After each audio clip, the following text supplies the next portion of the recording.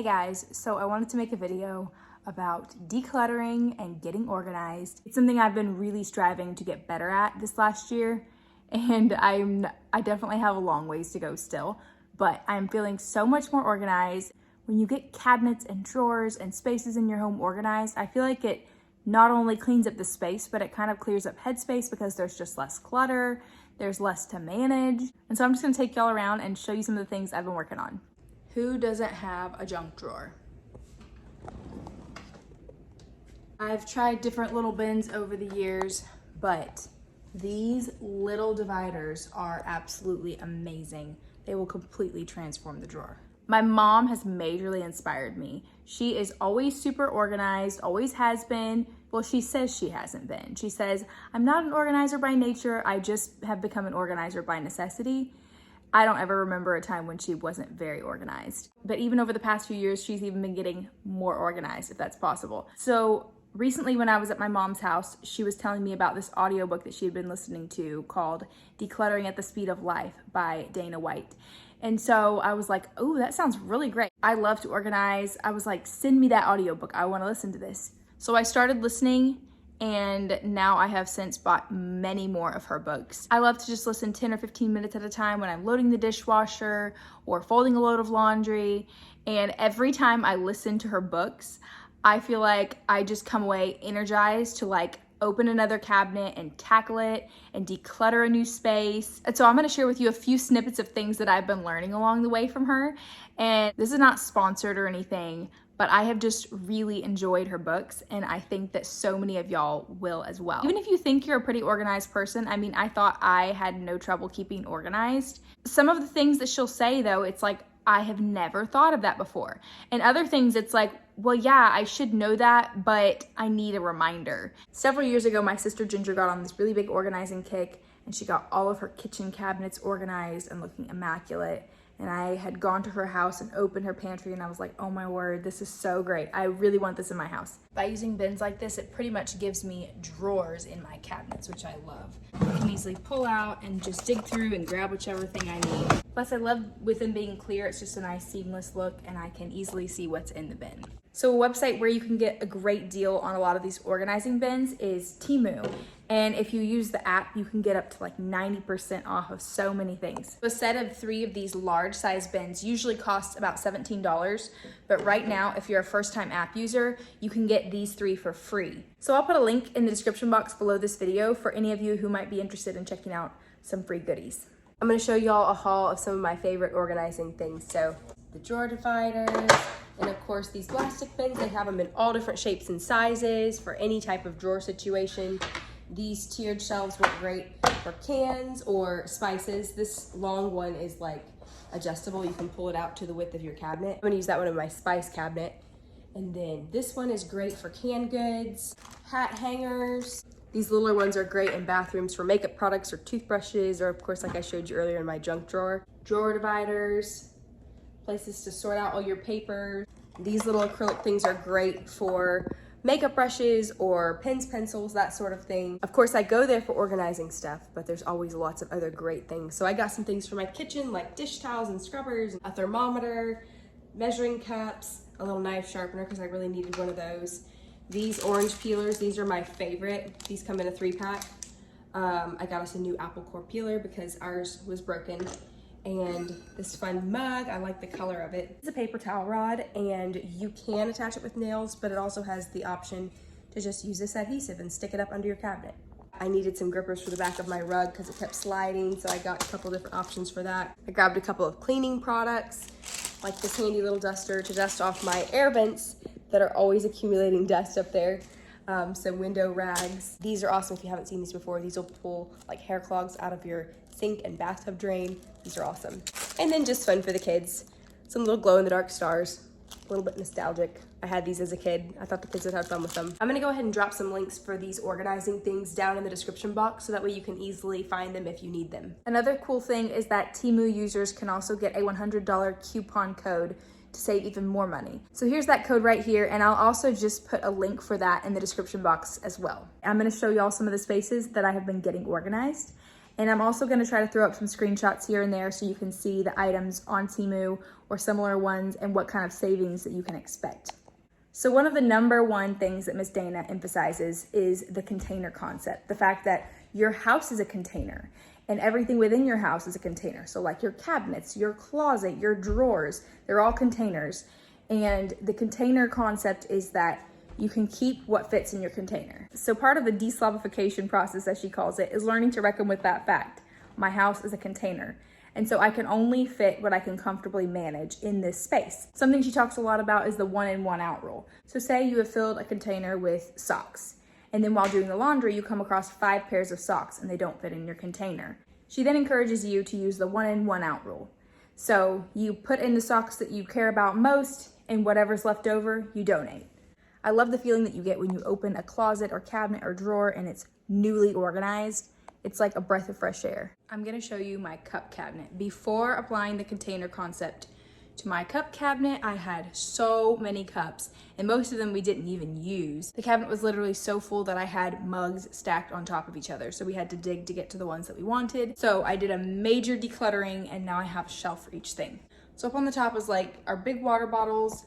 The middle shelf is for mugs. Before we applied the container concept, we had so many mugs, like I wanna say 3 times this many. It was hard to get out what we wanted without other things tumbling out on us. But now you can see we weeded it down to just our favorites. Here's Ben's to-go mugs that he uses. We've got drinking glasses, and then our water bottle lids, which I'm actually going to use one of our new plastic bins for all of those lids, which I'm super excited about. Anytime I have an opportunity to use one of these, it just contains things so nicely. It looks great. And we've got all of our water bottle lids, easy to access, easy to pull out and grab which one you want. Another thing Dana's really big on is simplifying your Tupperware situation. And so I ended up getting rid of all of our mismatched Tupperware and just simplifying by having 4 different sizes. So we have big all the way down to the little size. This has been game changer. I don't have to fumble around and dig and search for the right Tupperware and the right lid that matches it. They're just all together there. In our last house, we barely had any drawers. And so when we were designing this kitchen, I asked for extra drawers. So we have lots and lots of drawers, good drawers for utensils and whatnot. But without dividers, you don't really have that container concept at work. And so everything is just all kind of jumbled up together. My mom introduced me to these, and these are super cool. They actually match our drawers, which is really awesome. And you just slide them in, and you can create different size compartments inside your drawer. So this has like a spring in it, and you just pull that, and then you set it down in there where you want it. And I'll create a division here between my different, I've got my measuring cups and my measuring spoons, and these are really snug. They fit in here nicely. They're not going anywhere. There, now everything's compartmentalized. So we had all these great pantry cabinets built, and they're not super deep. They're about 16 inches deep, which is nice because then you don't have stuff way back in there that gets lost. But when it comes to organizing a space like this, we've got all these canned goods and everything. In a space like this, it can be really helpful to go vertical because there's all this lost space up here that's not getting used. And so I've got these 2 different organizer things. This one's like a tiered thing for stacking cans on. And then this one is a rack where you put your cans in and they roll to the front. And so I'll probably use this one for all of my similar canned goods because I'll usually buy certain things more in bulk. I really like her definition of clutter because I used to think, oh, clutter is just things that are like not valuable to me. But this is the way that she defines clutter. Anything in your life that consistently gets out of control. And so I started to realize, oh wow, I actually have a lot of clutter in my life. So we've been going through our house from end to end and weeding down, getting rid of excess. My home is more functional. I can find things without having to dig and dig and dig. It's just so freeing. And I don't feel like walking into my home, you would know the amounts of stuff that I've been able to cram into dresser drawers and cabinets and closets and all the things. We've always had a tiny house. Our last house was about 1,000 square feet and we lived there for about the first 8 years of our marriage. We didn't have a lot of great closet space, but where we did, boy, we packed it in. And now I look back and I'm like, why did we accumulate so many things? Something that was revolutionary to me was the idea that we did not need to keep every single gift bag that was ever given to us. That just blew my mind. I was like, gift bags are expensive. You might spend $5 on a gift bag. We can reuse these. These are valuable. So we kept every single gift bag that we received wedding presents in, every gift bag from every birthday, anniversary event, whatever. So I saw a friend, Sierra, on Instagram, and she was talking about how she got rid of so many of her gift bags. And I was like, mind blown. How can you get rid of gift bags? They're so valuable. She was talking about how she pared it down and she kept like 2 girl gift bags and 2 boy gift bags. And you know what? My kids are going to continue to have birthdays. So we're always going to have gift bags coming in. This is a continual process. So I was so inspired. I did that. Out of the 200 gift bags that I had, I probably kept like maybe 20. And I'm also one of those people who saves the tissue paper. Yes, I am that person. So I had it all folded nicely and tucked away. I sorted through that too. And I only kept like white tissue paper and a few neutrals that could go with almost any gift bag. And I donated the rest. And it was so freeing. I'm telling you, when you start down this road, it is like invigorating. Once you're done with one space, you get what Dana White calls decluttering momentum, and it is a thing, y'all. I especially love her insistence on having a donatable donate box, because so often it's like if you pile it in something and then you have to transfer it again, you start second guessing your decisions and you end up keeping more things that you really shouldn't keep. And so for me, I always just use like a trash bag, preferably black trash bag, so nobody's peeking or peering in. And once I make a final decision on something, I toss it in there, and then I can just take that by the thrift store on my next run to town. Another place I've been decluttering is my game cabinets. These cabinets on the front of our island are filled with games, and so I went through, sorted through, I already decluttered, and I got rid of a bunch of games. As hard as that was for me, I was like, there are games in here that we have had our entire marriage that we have never pulled out to play with guests or family or friends or anybody. And so I took a box full of games to the thrift store, and I used one of the bins for all of our card games. So now we can just easily pull out the bin and pull out whatever game we're looking for. And that just keeps it all kind of organized in there.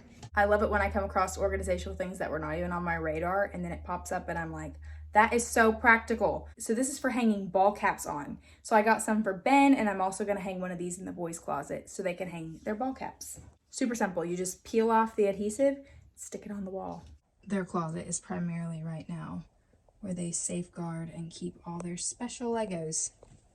So I'm gonna hang this right here.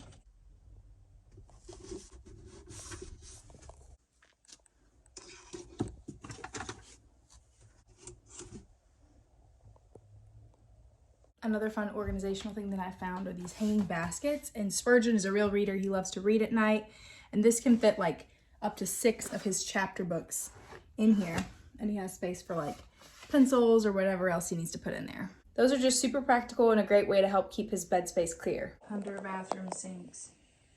Always crazy house.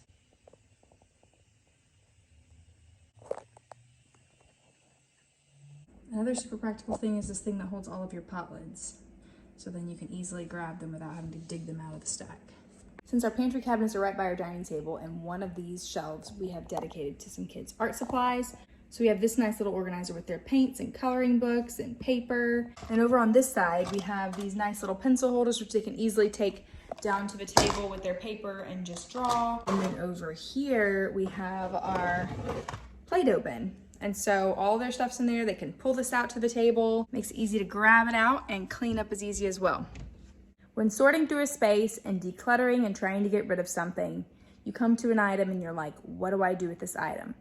Dana White encourages asking 2 decluttering questions. Number 1, if I were looking for this item, where is the first place I would look? If you know where you would look first, great. Take it there right now. She says this is a key to not making a bigger mess of your house while decluttering a space. And it's so true. So pause and take that item where you would look for it.